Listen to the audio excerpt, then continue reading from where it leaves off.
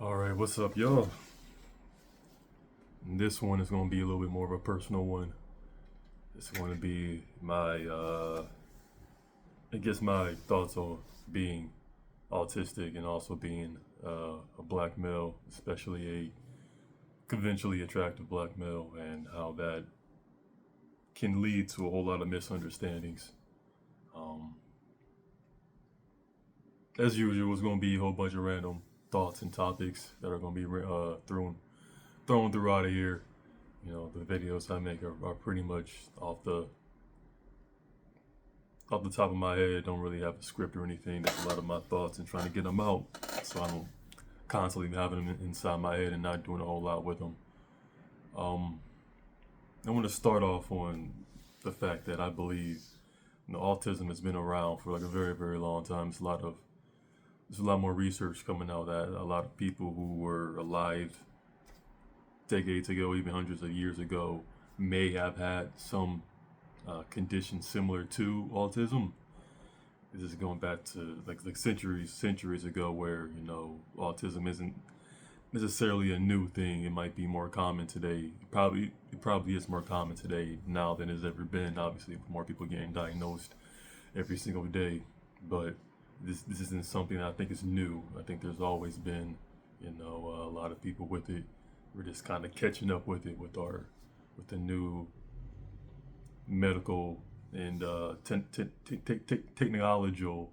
technology being more advanced than when it has been. So we're just kind of playing catch up at this point. But going, I guess, off the premise of this is what it was like, at least for me, growing up with autism, growing up with a differently wired brain in a different environment. I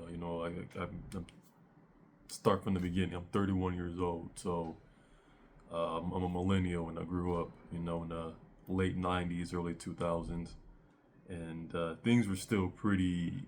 Obviously, we were kind of right in the midst of the tech boom that was going on with the internet and people becoming more connected worldwide. So I kind of saw both worlds, like the pre-technology world and then the post-techno technological boom era.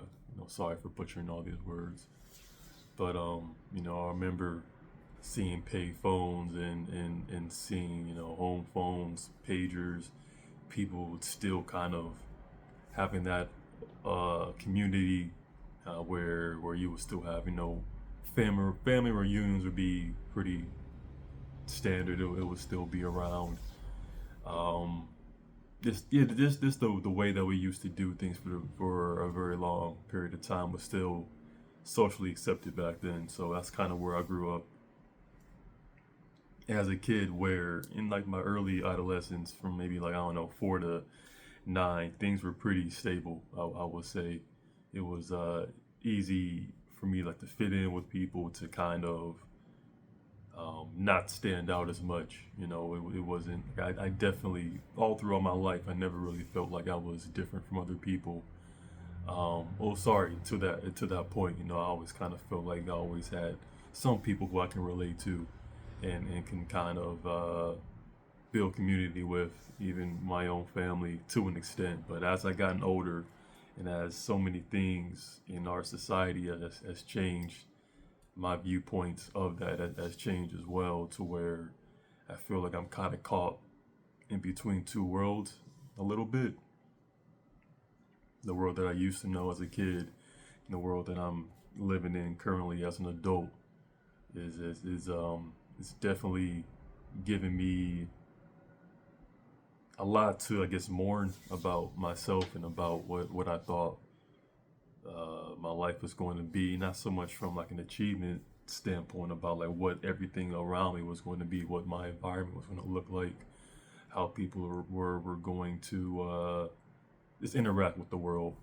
A lot has changed, and seeing that change with my own two eyes. With my own two eyes is definitely giving me a lot to think about. But going back to me having autism and seeing the world that way, seeing the world the way that I see it is it's definitely been eye opening. There's been so many situations, especially with other people, where, and it still happens to this day, where I'm trying to process everything that happens. A lot of people who been labeled with the autism, who's been given that autism label, have been given the very true and um, logical label of being slow, because we do process things slower than other people because our brains are a little bit larger, and it just seems to take that time that a more neurotypical person takes to process something. It might take a little bit longer for someone who is on the spectrum, which has been very true in my case, where I don't give myself that grace, where I just need time to process things, and I don't give it to myself. I don't allow other people to give it to me, which has caused a whole lot of friction and confusion in my life because of the simple fact that I have not fully allowed myself to use my brain the way it's supposed to be used. Let me change this real quick. All right. Yeah, not really kind of embracing like what my brain is, and how it needs to function, or how it needs to properly function in order for me to get the results that I'm looking for in life. Um, Especially as a black man, when I know that here in America we get the least amount of resources of everyone in the country, no matter how you look. It's pretty much embedded how we do things, where I just know that black people are the least diagnosed of any illness, any symptom, any label of any other race in this country, overall, throughout the entire length of the 400 years we've been here, 400 plus years. I just know that, I know technically other races, other groups are definitely underdiagnosed in any of their illnesses as well. But even though I don't see autism as an illness, I know that it can lead to a whole lot of problems if it isn't taken care of. Same thing with ADHD, which I have as well, but this is mostly on the autism tip, since a lot of people, at least in my experiences and from the conversations that I have with people aren't as open to accepting that label.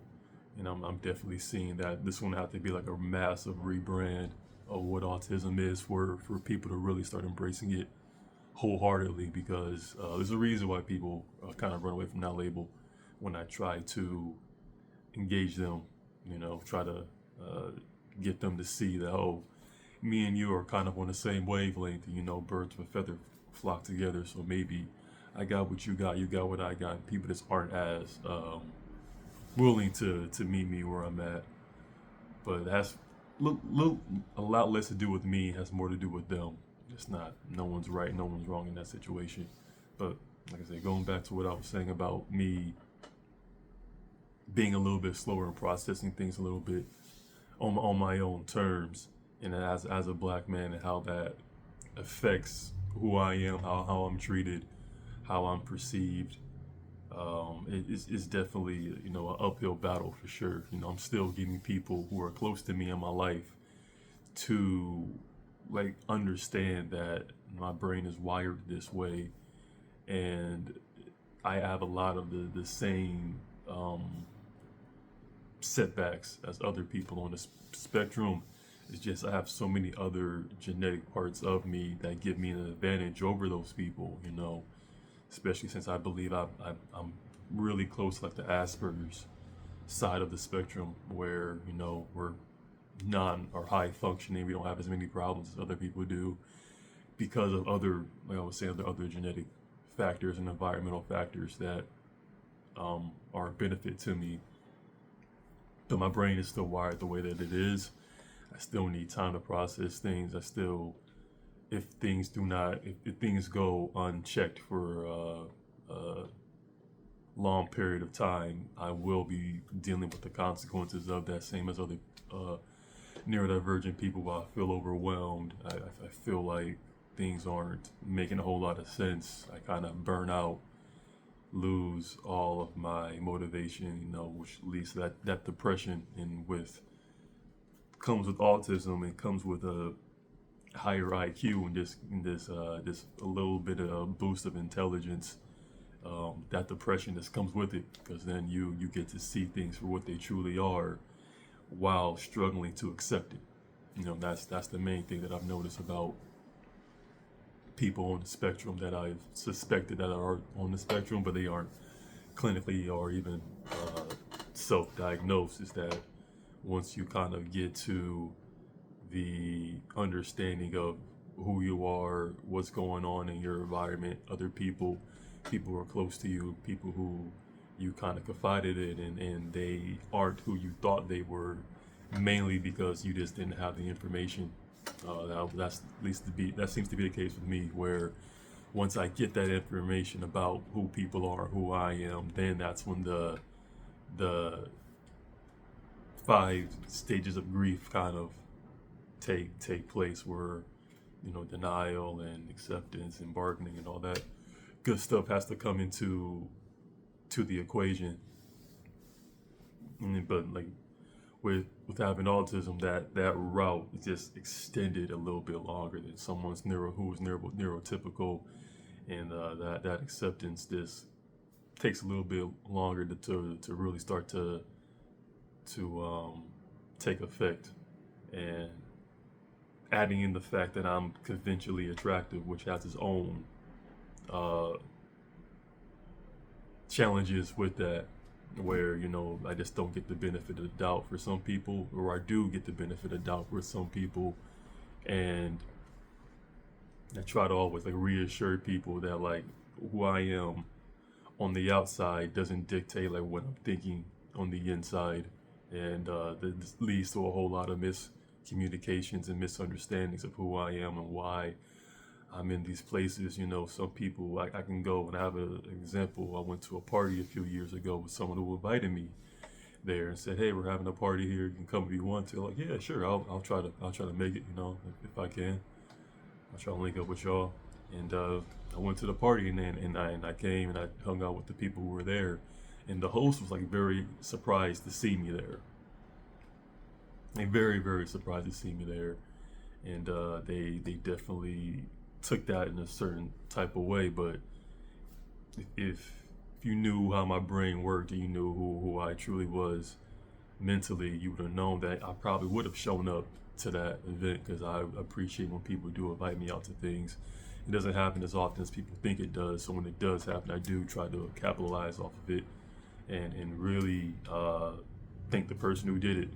That's always been kind of how I want to live my life and live my morals and my values, is try to respect people as much as humanly possible the way that I want to be respected, while also giving trying to be a man of my word, and try to live my values. But in that situation, what came from that was a misunderstanding of why I went to that party, where I basically went there just to support the people who were there and try to have a good time. And I don't want to put extra expectations on those experiences, but I also want to be prepared for the best or the worst. But I don't put that on other people. But I can't say the same for other people. I can only speak for myself. And what the other people did, especially with the host of that party, kind of had a different expectations of why I was there and why I wanted to be there. And that just led to this misunderstandings from both sides, to where it could have turned into something that I wasn't really expecting, because at that time I wasn't fully accepting of who I was as a conventionally attractive person, and how my autism doesn't allow me to see myself as that, because it doesn't actually benefit me in the long term to see myself as a conventionally attractive person, because that doesn't actually have a whole lot of bearing about who I want to be and what I want to do. How attractive I am doesn't really isn't part of that equation. But once I put that into the equation, it kind of made a lot of what's going on or what I do and what I'm working on a lot makes it make a lot more sense in a social sense, in the social lens, where I can understand why like the obstacles I could put in front of me are there, because if I go off of just my actions, I have a very very hard time understanding like why someone will feel a certain type of way about me, or why someone wouldn't try to help me out in the way that they can, if they knew what I'm working towards and where I'm going. Because from a social lens, it doesn't make a whole lot of sense, but from a biological lens, the fact that I am conventionally attractive, what that actually means. And I will make a video about like what it truly means to be conventionally attractive, and why so many people just feel a certain type of way about us, and how people love to project onto those onto us is this something like, from how my brain is wired, it just didn't make a whole lot of sense, because I was so I don't want to say indoctrinated, but I was just taught that people act a certain type of way in society, and you see that in media all the time, how people are supposed to act. And some media, they're a little bit more, honest about it, a little more black belt about it, but some parts of it aren't. And once you go through like the most of the media, you see people treating each you see everyone in media, in movies, TV shows, and all that, treating people pretty similarly. And the only time that you see someone getting a negative consequence thrown at them is because of their actions, not so much because of who they are. At least on the surface level, that's kind of what we all grow up expecting for each other, is to be treated how everyone else is being treated. That's kind of how I recognized those patterns as a kid. Well, just act this way, you'll get treated this way. Act this way, you'll get treated that way. So if I just act this way, if I treat people with kindness, with care, with trying not to overstep boundaries, or making people leading people on, and just not being like a kind-hearted person, good things are going to happen. Great things are going to happen. People are going to understand me, like me. People are going to be kind to me and return that. And that hasn't been the case. Not saying it doesn't happen. It happens every single day, and I'm always appreciative of that. But that's not always the case, because there's this biological factors that have to come into play that we just don't want to talk about, for very, we can even say noble reasons. But how my brain is wired, I definitely need to come to terms with the fact that, from a biological sense, since people are just going to feel a certain type of way about me, I'm going to feel a certain type of way about them. And there isn't a whole lot that we can really do about that, at least in real time, other than understanding that stay true to your values, stay true to your morals, and that's going to guide you to wherever you need to go, no matter how your brain is wired. I know with my autism, things are going to be a little bit differently, but overall, I know I'm making the very, very sane, correct, calculated decisions in my life that I have control over. And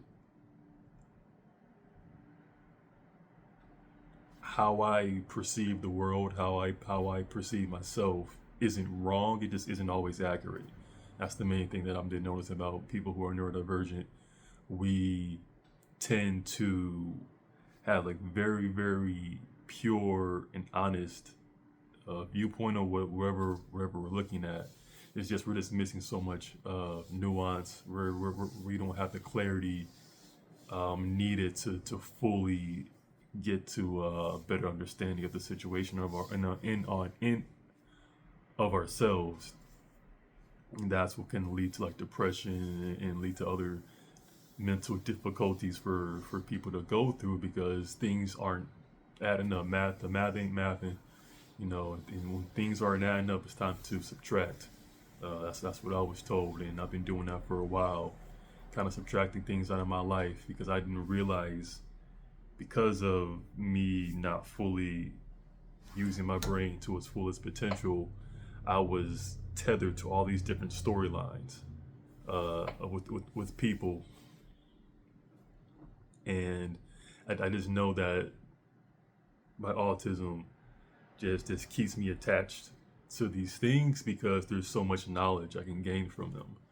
I know my brain is just constantly just is feeding to learn so much about people. That's why I do the things that I do. That's why I want to work with in the field of is it neurology? I want to be a neurobiologist, but I'm not sure what the umbrella term is for people who work on people's brains as a whole. But part of that being my special interest is the fact that I am willingly tethering myself to a whole bunch of people who in the short term might not be the best, but for in the long term, they're at least I'm going to learn a whole lot from them. But I'm not really looking at it. I'm not giving the nuance that it needs to be like, is this healthy for me to have these people in my life long term outside of the knowledge? You know what I'm saying? Like emotionally, how is this going to affect me? Spiritually, how is this going to affect me? I just can't be looking at everything as, well, I'm gaining something from it, so therefore I can still be here. What am I gaining from that situation? Am I gaining something that's a little bit more negative? Am I around these people because it makes me feel good about myself, about my situations, my life, and my choices that I make? Why am I here? Why am I tethered to these people? What am I truly gaining from this? And look at it from a whole perspective, not just from well, I'm getting this perspective here, so everything else is valid. That's something that my autism, unfortunately, that's like a blind spot of it, where I'm always kind of looking at one's perspective. I'm not looking at it from a whole perspective because of that takes a lot longer, and I want to. It's my ADHD kind of makes me a little more impulsive about the choices that I make, where I just don't have the time to make them, which ties into being conventionally attractive, where just people are just going to be in your space. People are just going to be coming towards you. You just don't have a whole lot of time to really be in the moment and not allow yourself to jump to conclusions, to make up all these storylines in your head when so much is being thrown at you at one time. It's very it can be very hectic for sure. So I definitely do envy people who are on the spectrum who just aren't as a big presence as us who are, because I think those people do have a lot more time to process things, a lot more time to be alone with their thoughts, and they don't need to isolate themselves as much, because I've definitely learned that as well.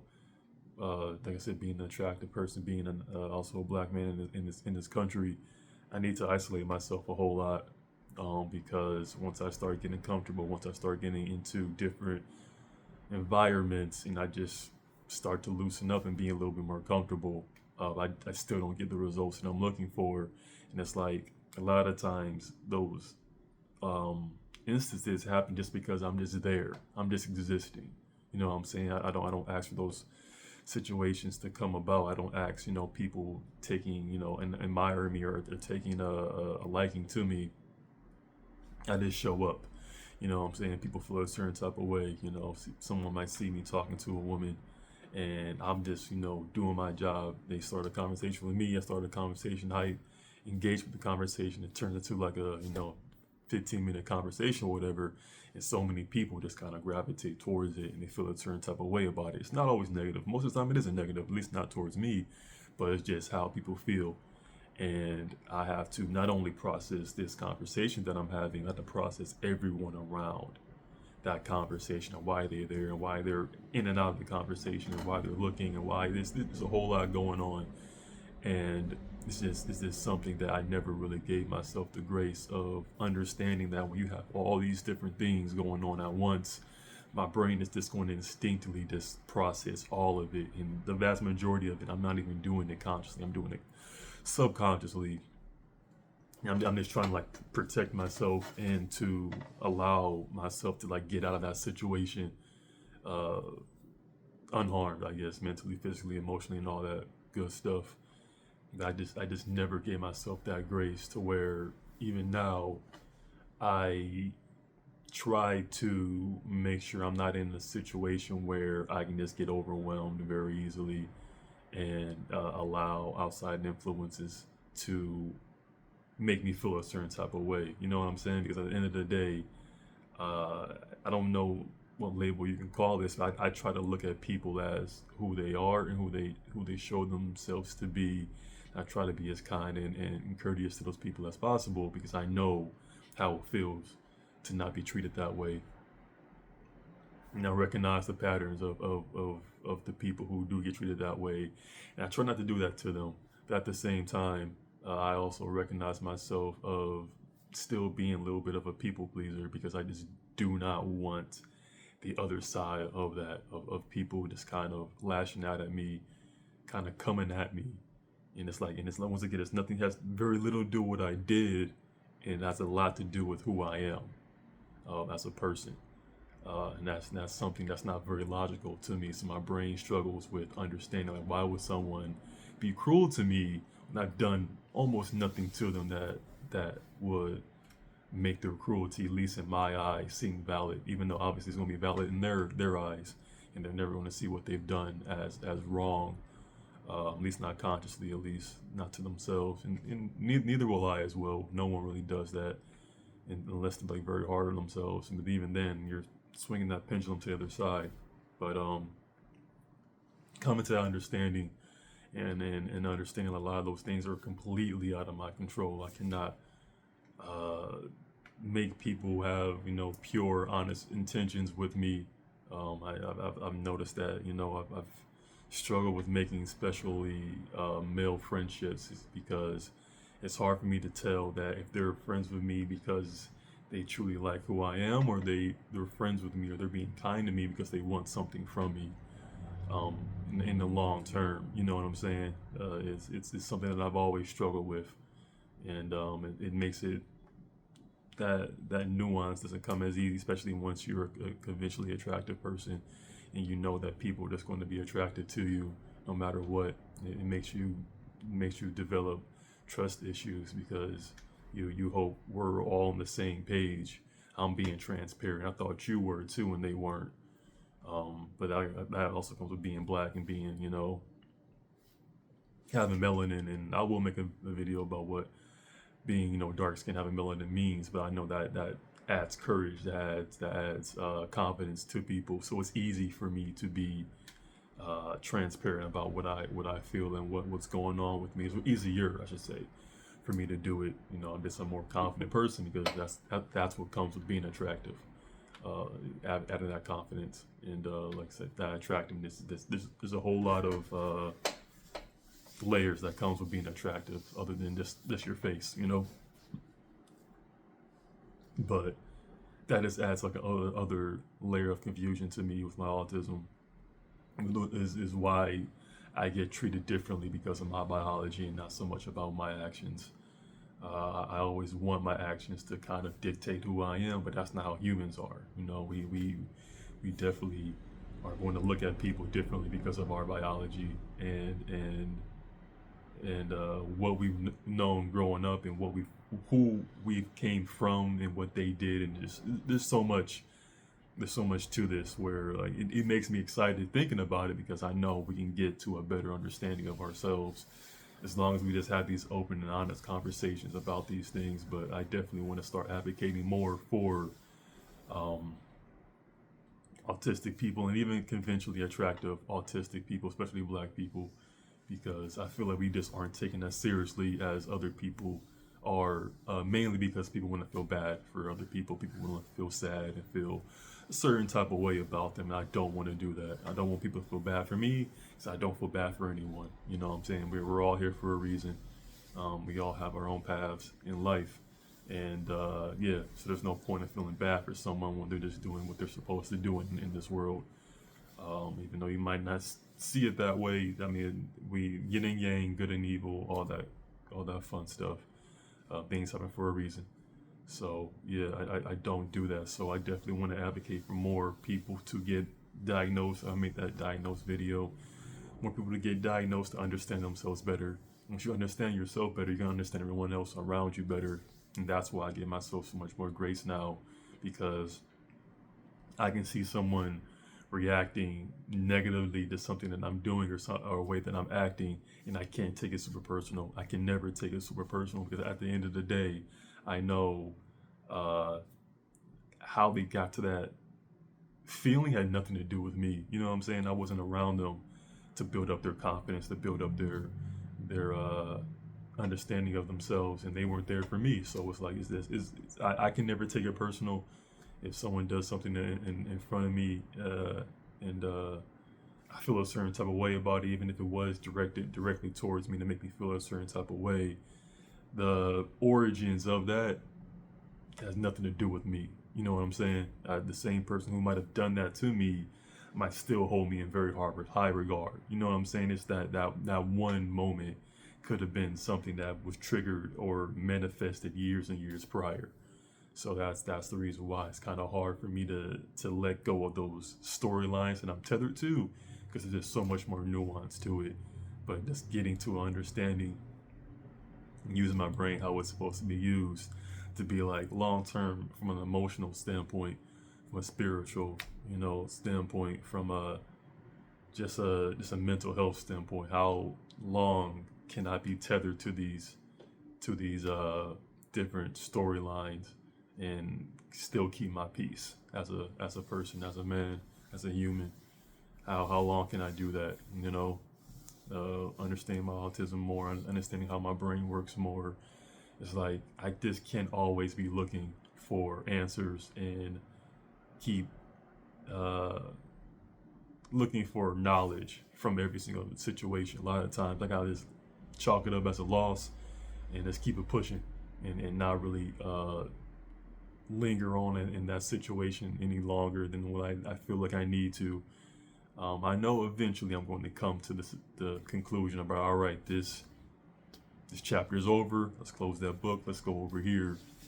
But I just would like to be more mindful of it, and the best way for me to get mindful of it is to understand myself. So getting diagnosed with autism, ADHD, but mostly focusing on the autism part of it, and figuring out and coming to terms with how my brain is wired.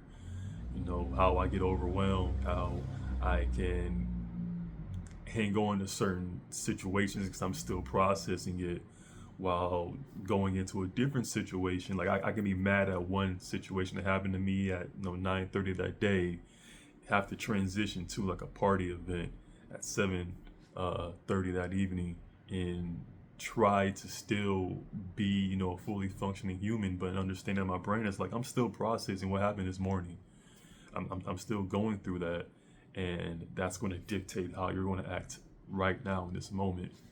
And it's something I need to give myself more grace for, because once I do that, I can get it to other people. I can be like, oh, the reason why you're being so aggressive to me right now is because of what happened 2 days ago that is unresolved, and you're in your head. You're probably the same as me. You probably have autism. You're probably still processing all that. So I'll give you that grace. I will not go at you and allow this to like dictate how I view you in the future. This isn't how I want this to turn out, how to turn out for our relationship, for this storyline. Even though overall I might cut the cord and be like, hey, this is over with. You're not a bad person. I'm not a bad person. We're not victims. We're just trying to figure it out. Adults, children stuck in adults' bodies and trying to make the most of it. I know I'm still very much stuck in my adolescence in some ways, because of unresolved events that happened in my childhood, and I'm trying to work through and trying to get better at. But I know there's things that I couldn't do socially that can help me get the results that I'm looking for. But I have to come to terms biologically that there's certain things that I just don't have control over, and it just explains other people a lot better. I always was very hard on myself and thinking that I deserved X, Y, and Z, because all these terrible things happen, all these bad things happen, because my brain just has a very, very good way of hyper focusing on the negatives because it wants me to learn from them. I need to constantly be learning at all times. No matter what I want to do, I have to constantly be learning, getting some type of knowledge, which is fine. I definitely accept that. But at the same time, I need to give myself grace and being like, yo, there's so much shit that I don't have any control over. Why am I even hyper fixating on this dude over here being passive aggressive with me when it has nothing to do with me? It has everything to do with that person, and vice versa. Why am I being so hard on myself on talking to this one person when I needed that conversation because I needed it for myself? You know what I'm saying? I don't need to take in all the social things that people expect of me when they don't do the same for themselves or for me. So it's definitely been a blessing to get to this understanding as an autistic, eventually attractive black male, because those things matter. All those parts of that label matter because they all intertwine to make me who I am. You know, I am not myself without one of those three things. There's other parts of me as well, but those three things definitely make my life what it is, and it's going to continue to affect me on a daily basis. So the more that I come to terms with it, the more I accept it, the better results I'll get, and the better results I get from people around me. So yeah, that's probably gonna be more of these videos about me talking about my autism and as a black man and how it affects us. I'll be like more personable about it in the future ones. I'll definitely start to make more controlled and like written content as well. You know, I like what I'm doing here. I can understand why this might not reach too many people. Even though I try to be authentic and genuine as possible, this is kind of who I am out in the real world as well. So I just want to kind of have that be portrayed here, but at the same time, I do want to reach out to more people as well. But yeah, this is kind of one of many, yapping sessions of how I feel about autism, how I feel about myself, and how I feel about what's going on in the world. And hopefully this means something to you, and you guys can find something useful out of these. But that's all I got for y'all. Take it easy.